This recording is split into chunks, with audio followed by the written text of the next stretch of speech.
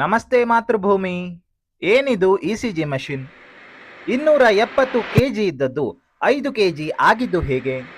ಪ್ರೀತಿಯ ವೀಕ್ಷಕರಿಗೆ ಮತ್ತೊಂದು ವಿಶೇಷ ಸಂಚಿಕೆಗೆ ಸ್ವಾಗತ.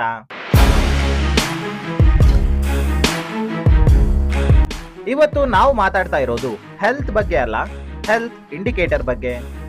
ಯಾವುದೇ ವೈದ್ಯರ ಬಳಿ ಹೋದರೂ ಮೊದಲು ಸೂಚಿಸೋ ಪರೀಕ್ಷೆಯೇ ಇವತ್ತು ನಾವು ಹೇಳ್ತಾ ಇರೋ ವಿಷಯ.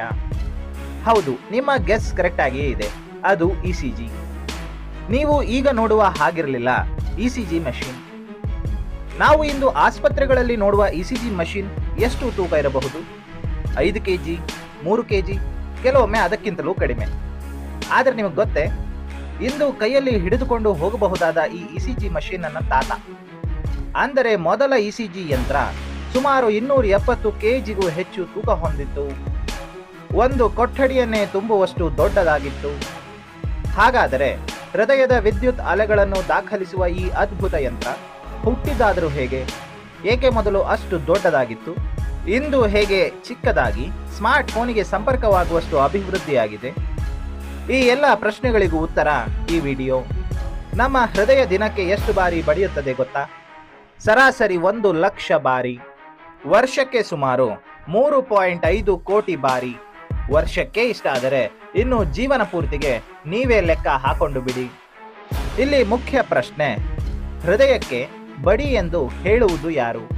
ಅದು ನಮ್ಮ ದೇಹದ ಸ್ವಂತ ವಿದ್ಯುತ್ ವ್ಯವಸ್ಥೆ. ಹೌದು ವೀಕ್ಷಕರೇ, ಹೃದಯದೊಳಗೆ ಒಂದು ನೈಸರ್ಗಿಕ ಎಲೆಕ್ಟ್ರಿಕ್ ಸಿಸ್ಟಮ್ ಇದೆ.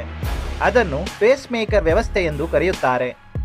ಪ್ರತಿ ಹೃದಯ ಬಡಿತಕ್ಕೂ ಮುನ್ನ ಒಂದು ಸಣ್ಣ ವಿದ್ಯುತ್ ಅಲೆ ಹುಟ್ಟುತ್ತದೆ. ಆ ಅಲೆಯ ಕಾರಣದಿಂದ ಹೃದಯ ಕುಗ್ಗಿ ರಕ್ತವನ್ನು ಪಂಪ್ ಮಾಡುತ್ತದೆ. ಈ ವಿದ್ಯುತ್ ಅಲೆಗಳನ್ನು ದಾಖಲಿಸುವ ಯಂತ್ರವೇ ಇಸಿಜಿ, ಅರ್ಥಾತ್ ಎಲೆಕ್ಟ್ರೋಕಾರ್ಡಿಯೋಗ್ರಾಮ್. ಇಸಿಜಿ ಹುಟ್ಟಿದಾದ್ರೂ ಹೇಗೆ? 19ನೇ ಶತಮಾನದ ಕೊನೆಯಲ್ಲಿ ವಿಜ್ಞಾನಿಗಳು ಒಂದು ವಿಚಿತ್ರ ಸಂಗತಿ ಗಮನಿಸಿದರು. ಹೃದಯ ಬಡಿಯುವಾಗ ದೇಹದ ಮೇಲ್ಮೈಯಲ್ಲೂ ಸಣ್ಣ ವಿದ್ಯುತ್ ಬದಲಾವಣೆಗಳು ಕಾಣುತ್ತವೆ ಎಂದು. ಆದರೆ ಅವುಗಳನ್ನು ಅಳೆಯುವುದು ತುಂಬಾ ಕಷ್ಟ. ಅಲ್ಲಿಯೇ ಒಬ್ಬ ಡಚ್ ಫಿಸಿಯಾಲಜಿಸ್ಟ್ ವಿಲೆಮ್ ಆಂಥೋವೆನ್ ಟೈನಿ ಎಲೆಕ್ಟ್ರಿಕಲ್ ಸಿಗ್ನಲ್ಸ್ಗಳನ್ನು ಹೇಗಾದರೂ ಮಾಡಿ ರೆಕಾರ್ಡ್ ಮಾಡಲೇಬೇಕು ಎಂದು ಹಠ ತೊಟ್ಟರು. 1901ರಲ್ಲಿ ಮೊಟ್ಟ ಮೊದಲ ಬಾರಿಗೆ ಸ್ಟ್ರಿಂಗ್ ಗ್ಯಾಲ್ವೆನೋಮೀಟರ್ ಅನ್ನು ತಯಾರಿಸಿದರು. ಹಾಗೆ ನೋಡಿದರೆ ಮೊಟ್ಟ ಮೊದಲ ಪ್ರಾಕ್ಟಿಕಲ್ ಇಸಿಜಿ ಮೆಷಿನ್ ಈ ಗ್ಯಾಲ್ವೆನೋಮೀಟರ್.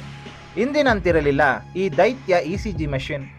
ಹೌದು, ಸುಮಾರು 270 ಕೆಜಿ ತೂಕವಿದ್ದ ಗ್ಯಾಲ್ವೆನೋಮೀಟರ್ ಅನ್ನು ಒಂದು ಕೋಣೆಯ ತುಂಬ ಇಡಬೇಕಾಗಿತ್ತು. ಇನ್ನು ಆಶ್ಚರ್ಯ ಏನೆಂದರೆ ಇದನ್ನ ಬಳಸೋಕೆ 5 ಜನರ ಅವಶ್ಯಕತೆ ಇತ್ತು. ಇವತ್ತಿನ ತರಹ ಯಾವುದೇ ದೇಹದ ಮೇಲೆ ಬಲ್ಬ್ ತರ ಇರಿಸ್ತಾರಲ್ವಾ, ಅಡ್ಹೆಸಿವ್ ಎಲೆಕ್ಟ್ರೋಡ್, ಅದು ಕೂಡ ಇರಲಿಲ್ಲ. ಅವಾಗೆಲ್ಲ ಒಂದು ಬಕೆಟ್ ಅಲ್ಲಿ ಉಪ್ಪು ನೀರು ತಗೊಂಡು ಟೋಟಲ್ 4 ಬಕೆಟ್ಗಳಲ್ಲಿ ಕೈ ಮತ್ತು ಕಾಲುಗಳನ್ನು ಇರಿಸಿ ಎಲೆಕ್ಟ್ರಿಕ್ ವೇವ್ಗಳನ್ನು ಪರೀಕ್ಷಿಸಿ ಸಫಲರಾಗುತ್ತಿದ್ದರು.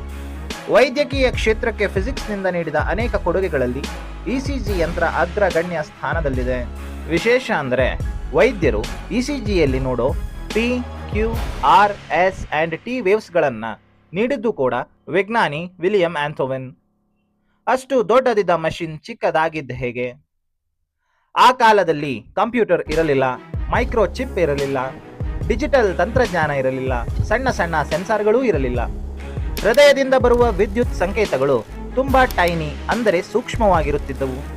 ಅವುಗಳನ್ನು ದೊಡ್ಡದಾಗಿ ಮಾಡಿ ದಾಖಲಿಸಲು ದೊಡ್ಡ ದೊಡ್ಡ ಕಾಯಿಲ್ಗಳು, ಮ್ಯಾಗ್ನೆಟ್ಗಳು ಹಾಗೂ ಯಾಂತ್ರಿಕ ಭಾಗಗಳು ಬೇಕಾಗುತ್ತಿತ್ತು. ಆದ್ದರಿಂದ ಇಸಿಜಿ ಯಂತ್ರ ದೈತ್ಯಾಕಾರವಾಗಿತ್ತು. ಇಂದು ಫಿಸಿಕ್ಸ್, ಕಂಪ್ಯೂಟರ್ ಸೈನ್ಸ್, ಸಾಫ್ಟ್ವೇರ್ ಕ್ಷೇತ್ರದಲ್ಲಾದ ಕ್ರಾಂತಿಕಾರಿ ಇನ್ನೋವೇಷನ್ಗಳಿಂದ ಟ್ರಾನ್ಸಿಸ್ಟರ್ಗಳು ಬಂದವು, ಮೈಕ್ರೋ ಚಿಪ್ಗಳು ಬಂದವು, ಕಂಪ್ಯೂಟರ್ಗಳು ಬಂದವು, ಡಿಜಿಟಲ್ ಪ್ರೊಸೆಸಿಂಗ್ ಆರಂಭವಾಯಿತು. ಒಮ್ಮೆ ಕೊಠಡಿ ತುಂಬುತ್ತಿದ್ದ ಸಾಧನ ಈಗ ಬ್ಯಾಗ್ನಲ್ಲಿ ಸೇರಿತು. ವೈದ್ಯರು ಈ ಎಲ್ಲ ಮೆಷಿನ್ಗಳನ್ನು ರೋಗಿಯ ರೋಗ ಪತ್ತೆ ಹಚ್ಚಲು ಬಳಸುವಂತಾಗಿದೆ. ಎಐ ಜೊತೆಗೂ ಸೇರಿವೆ ಇಂದಿನ ಇಸಿಜಿ ಮೆಷಿನ್ಗಳು. ಹೌದು, ಇಂದಿನ ಆರ್ಟಿಫಿಷಿಯಲ್ ತಂತ್ರಜ್ಞಾನದಿಂದ ಇಸಿಜಿ ರಿಪೋರ್ಟ್ ಬಂದ ತಕ್ಷಣ ಸಂಪೂರ್ಣವಾಗಿ ಅದು ಪರೀಕ್ಷಿಸಿ ತೊಂದರೆಯನ್ನು ಪತ್ತೆ ಹಚ್ಚುತ್ತದೆ. ಆದರೆ ಒಬ್ಬ ಅನುಭವಿ ವೈದ್ಯನ ಮುಂದೆ ಇದು ಗೆಲ್ಲೋಕೆ ಖಂಡಿತ ಆಗಲ್ಲ. ಏಕೆಂದರೆ ಎಷ್ಟೋ ಸೂಕ್ಷ್ಮ ವಿವರಣೆಯನ್ನ ಎಐ ಕೈಬಿಟ್ಟರೂ ವೈದ್ಯನಿಂದ ತಪ್ಪಲು ಸಾಧ್ಯವಿಲ್ಲ. ನಿಮ್ಮ ಹೃದಯ ಪ್ರತಿಕ್ಷಣವು ವಿದ್ಯುತ್ ಅಲೆಗಳ ಮೂಲಕ ಜೀವನದ ಸಂದೇಶ ಕಳುಹಿಸುತ್ತದೆ. ಆ ಸಂದೇಶವನ್ನು ಕೇಳುವ ಅದ್ಭುತ ಯಂತ್ರವೇ ಇಸಿಜಿ. ಇದಾಗಿತ್ತು ಮಿತ್ರರೇ ಈ ಹೊತ್ತಿನ ವಿಶೇಷ.